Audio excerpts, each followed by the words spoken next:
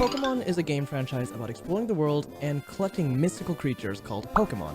It has grown to be the biggest media franchise in the world, and has captured the hearts of millions of people around the world, including mine. Pokémon has become an obsession of mine, with me enjoying every subsequent generation of games. But whenever I explore the world of Pokémon, I find an iceberg much deeper than anyone is willing to explore. A universe that is utterly confusing. For a media franchise as big as Pokémon, literally the biggest in the world, I find it always surprising how little people tend to fully understand the games. Because of this, I have taken it upon myself to give you all the 100% correct Pokemon timeline that will definitely not be wrong in the slightest at all. But where do we start? We know that Red and Blue starts the saga, closely followed by Gold and Silver, but from there's not a lot of games we can place on a definitive timeline at a glance. Where do the other generations of games go? We are given some very important tools in order to help us place the Pokemon games in a timeline. The first is the 1996 Japan-exclusive Pokédex book, and the second is a tweet by Game Freak scenario writer Toshinobu Matsumiya. While the 1996 Pokédex gives us vital world building for the first generation of Pokemon games, a definitive timeline is given to us by Matsumiya-san. He has been working on the scenarios for every mainline Pokemon game since Pokemon Yellow. So if anyone was to know the overarching story, it would definitely be the writer of said stories. This tweet was tweeted right after the release of Pokemon X and Y, the 6th generation of Pokemon games, giving us quite a lot to work off of. Matsumiya establishes that Red and Blue are first in the timeline, with Ruby and Sapphire happening across the world at the same time. But is that it? This is where we pull out the 1996 Pokédex. The introduction of the book states that Red and Green take place in the year 1996, dating the game itself. Isn't that wild how the game takes place during its release year? For most people, this is actually quite the shocking revelation, as in establishing an actual date sounds extremely far-fetched. I had first thought that this was just information that was written without a second thought, and that this book was retconned over time. A lot of bombshells about the world of Pokemon are dropped in this book, to the point where I'm led to believe that this book just can't possibly be canon anymore. However, there are many factoids in this book that are still supported as canon to this day. For example, Nidoran female. This book states that once a Nidoran female evolves into Nidorina, it loses the ability to lay eggs. This is actually reflected in the games to this day, as Nidorina and Nidoqueen are a part of the few Pokemon to be a part of the undiscovered egg group, while Nidoran female itself is able to lay eggs. Many Pokédex entries, Fire Red, Emerald, and Sun, state how Kadabra was a boy who awoke one day, transformed into said Pokemon. This entry's origins lies in this book. In towns where Hypno appear, child disappearances mysteriously surge. This entry is actually referenced in Fire Red and Leaf Green, with the Lostel side quest and the Sevi Isles. This one is more of just a fun fact, but Poliwrath's Pokédex entry in this book states how it maintains a tadpole form, leaving researchers to speculate about the existence about a frog evolution, sort of foreshadowing Politoed's eventual release. This book was written with the help of Satoshi Tajiri and published by Creatures Inc. themselves, adding credence for its canonicity. Given how the book contains information correct about Pokemon even to this day, I believe it is safe to assume that the 1996 Pokédex is a reliable source of narrowing down the Pokemon timeline. So, Pokemon Red and Blue, or Green, take place first in the timeline in the year 1996, with Ruby and Sapphire occurring at the exact same time. Next up is the Generation 2 and 4 games, Gold and Silver, and Diamond and Pearl respectively. We know these games occur 2 years after the events of Red and Blue, because NPCs, predominantly in Azalea Town, comment on Team Rocket disbanding 3 years prior, and also that's like the literal main conflict of the Gen 2 games. Because of this, we can place these two generations of games in the year of 1999, which is also the release year of these games. Proof of Gen 2 and Gen 4 taking place at the same time is in the intro of Diamond and Pearl, with a live TV broadcast about the Red Gyarados that occurs in Johto's Lake of Rage, an event that occurs in the Gold and Silver games. Fun fact, the player and Barry go to Lake Verity in the Gen 4 games because of said Red Gyarados, only to start their Pokemon journey and save the world from Team Galactic. So in a way, Team Rocket kind of saved the world? The next entry in the timeline is Black and White, with their direct sequels, Black and White 2. There is no specific time frame to determine how much time has passed, showing Game Freak has begun to make their timeline more obscure the further along the entries go. However, we have one clue. In the Johto games, there is a Team Rocket member with a very distinct way of speaking. That same rocket grunt can be found in Arceus City in Unova, identifiable by his particular way with words, but now with his old ways set aside and a new family. From these events, we can assume a significant amount of years have passed. However, this evidence feels flimsy at best, so let's put a pin on determining the exact year these games take place. Black and White sequels are much like Gold and Silver. These games have a stated set amount of time that has passed between them, with only 2 years passing since the events of the parent games. Game Freak scenario writer Toshinobu Matsumiya states that Pokemon Black 2 and White 2 occur at the same time of Pokemon X and Y. There isn't too many pieces of connective tissue between the two games, with the only notable one being a Colress mention in Kalos' Route 10, stating that he had been there prior to the game's events. Because of the flimsy connection between the games, the confirmation in the tweet is actually very helpful. While helpful, the tweet unfortunately ends there, as the timeline had gone up to the most recent games of the time. More Pokemon games have come out following the release of X and Y, and there are not any official sources for the placement of the next games. It seems like there may not be a way to place any of the future games in the timeline.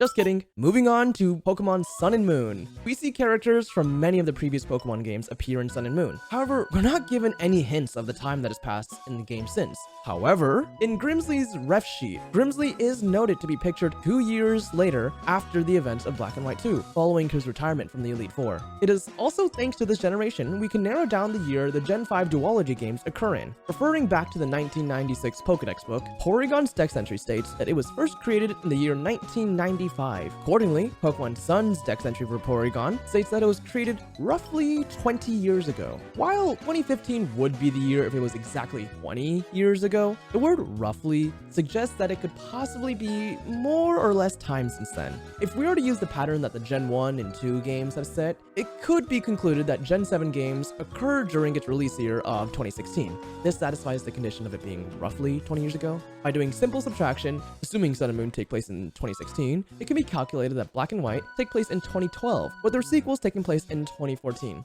This answer does make sense when looking back on the context of the Rocket Grunt in Arceus City, as 14 years can be more than enough time to give up Prime, settle down, and start a family.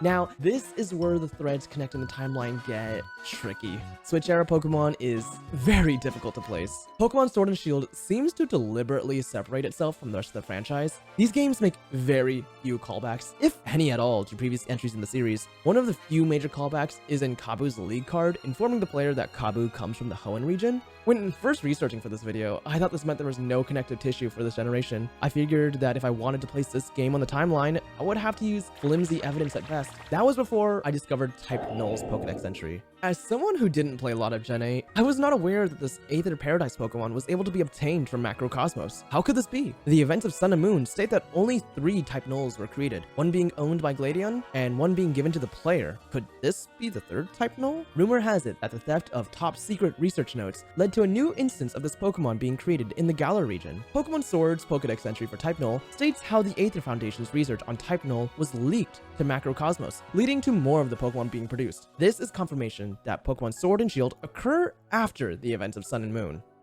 Pokemon Scarlet and Violet are very similar to its predecessor in its overall timeline placement. While the region of Paldea has such a rich and interesting history baked into its academic teachings, references to the previous games are few and far between. However, we do know this game occurs after Sword and Shield. Our proof lies in Sonia, a former companion in the Galar region who becomes a professor, publishing her studies and noting her discoveries made during the Sword and Shield storyline. We can find her published manuscript located in the main hall in the Naranja and Uva academies. With that, all of the Pokemon games have been solidly placed in a cohesive timeline. Seems pretty straightforward and easy to digest, right? Do you remember that whole thing about alternative timelines?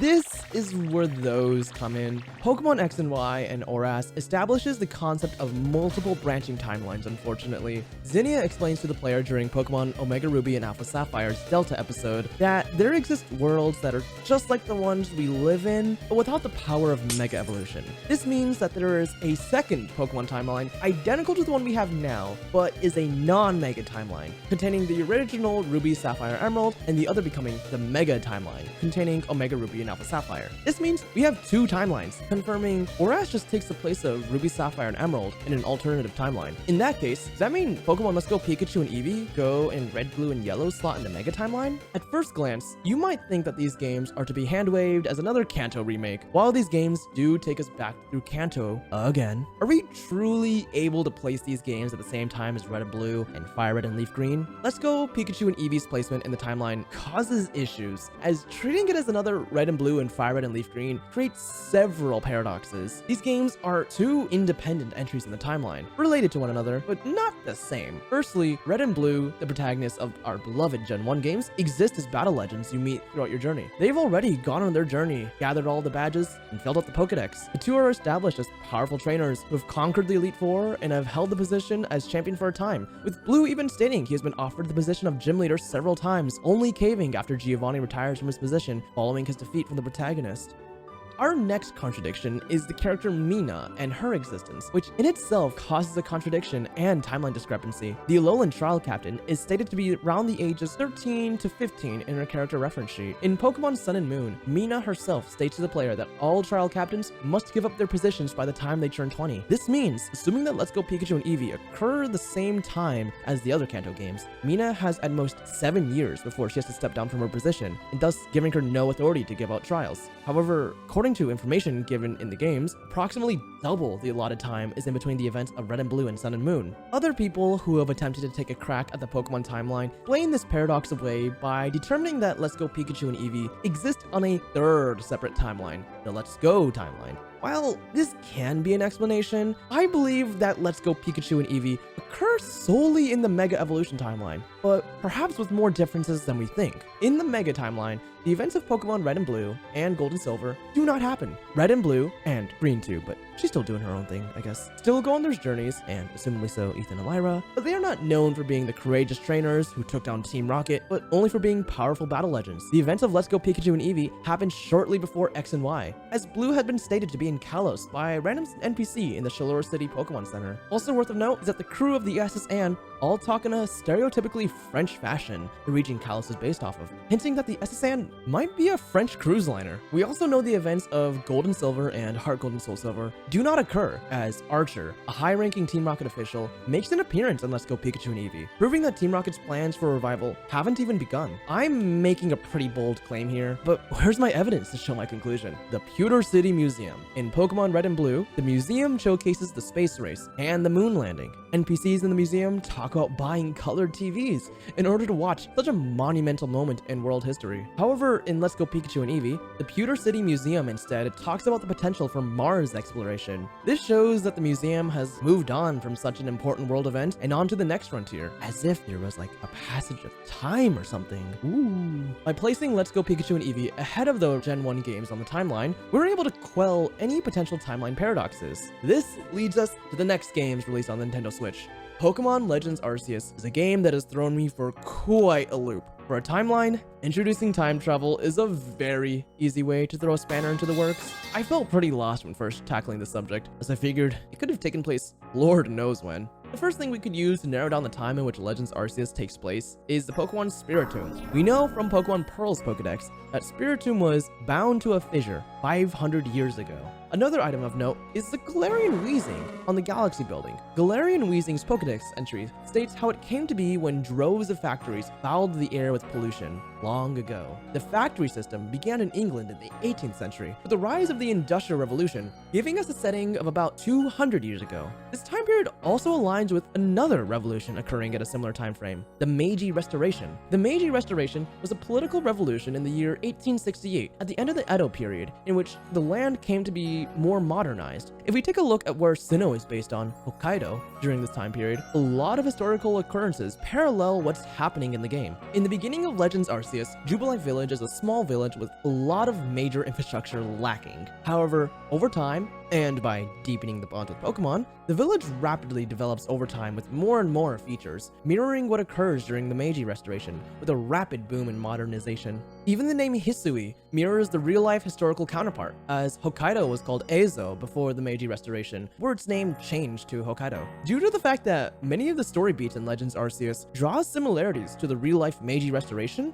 I think it's safe to assume that they occurred a very similar time period. With all that, all of the Pokemon games are neatly placed in a coherent timeline that, actually makes sense to me. This was terribly difficult, and I think I put more effort in this than, the game developers themselves, because there are a couple obvious flaws in this.